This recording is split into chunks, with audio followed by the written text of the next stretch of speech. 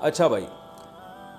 اب مسئلہ یہ ہے کہ گوشت کی تقسیم میں تول کے گوشت تقسیم کرنا ضروری ہے، خوب اچھی طرح سمجھ لیں۔ گوشت سودی اموال میں سے ہے،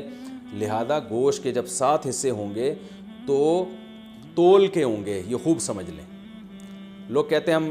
راضی ہیں، تو راضی ہونے کا مسئلہ نہیں ہے، یہ سودی اموال میں سے ہے۔ اب میں اس کی ڈیٹیل میں جاؤں گا تو یہ کلپ بہت زیادہ لمبا ہو جائے گا، تو اس لیے بس علماء کی بات پر اعتماد کر لیں۔ اس کو تول کے تقسیم کرنا واجب ہے۔ اگر تول کے تقسیم سے بچنا چاہیں تو 60 ڈھیریاں بنا کر 7 میں کلیجی ملا دیں،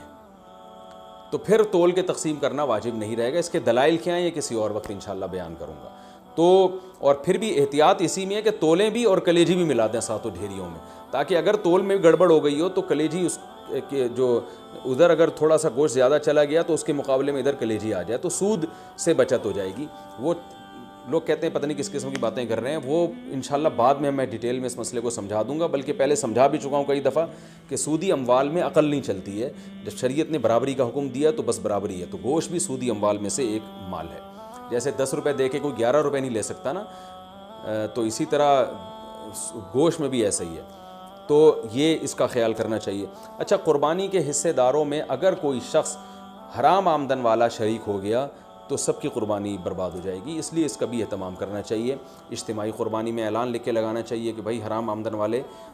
شرکت نہ کریں، یا پہلے سے سیٹ اپ بنانا چاہیے کہ ایک الگ سے ایسی گائے ہو جو صرف حرام آمدن والوں کا اس میں حصہ ہو، تاکہ اس میں قربانی ہو ہی نہیں، وہ گوشت ذبح کر کے ویسے ہی غریبوں میں بانٹ دیا جائے۔ بعض مدارس میں اس کا اہتمام کیا جاتا ہے کہ وہ پہلے سے جو ہے نا کچھ حصے ایسے انہوں نے رکھے ہوئے ہوتے ہیں۔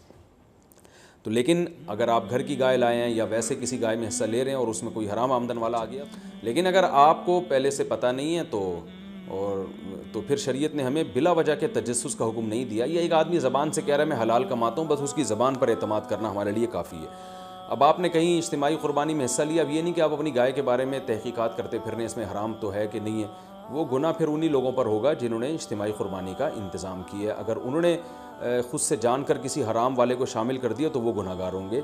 تو آپ کو اگر جب تک پتہ نہیں ہے تو شریعت میں یہی حکم ہے، ابہموا ما ابہم اللہ، جس چیز کو اللہ نے واضح نہیں کیا ہے تو ہم اچھا گمان ہی رکھیں گے اس میں۔ اچھا، یہ قربانی کا گوشت غیر مسلموں کو دینا بالکل جائز ہے، اس میں کوئی حرج نہیں ہے، غیر مسلم کو بھی دے سکتے ہیں۔ گوشت جب آپ کے ہاں آئے تو آپ بہتر یہ ہے کہ اس کے 3 حصے کر دیں، ایک غریبوں کے لیے، ایک رشتہ داروں کے لیے اور ایک اپنے لیے۔ رشتہ داروں کا مطلب یہ ہوتا ہے کہ جو دعوتیں آپ کرتے ہیں وہ بھی رشتہ داروں ہی میں آتی ہے، تو اس لیے آج کل یہ بھی ٹھیک ہے کہ 1/3 صدقہ کر دیں، 2/3 گھر میں رکھ لیں،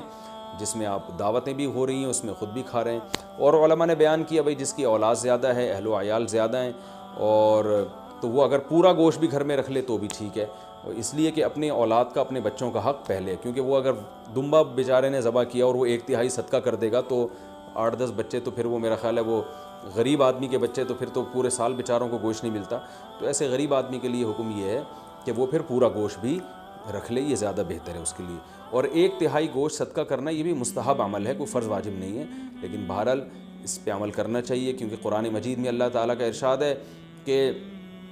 اطعموا القانع والمعتر، کہ خود بھی کھاؤ اور کلو منہا، خود بھی اس میں سے کھاؤ اور محتاجوں کو بھی اس میں سے کھلاؤ، خود بھی کھانا چاہیے، محتاجوں کو بھی کھلانا چاہیے۔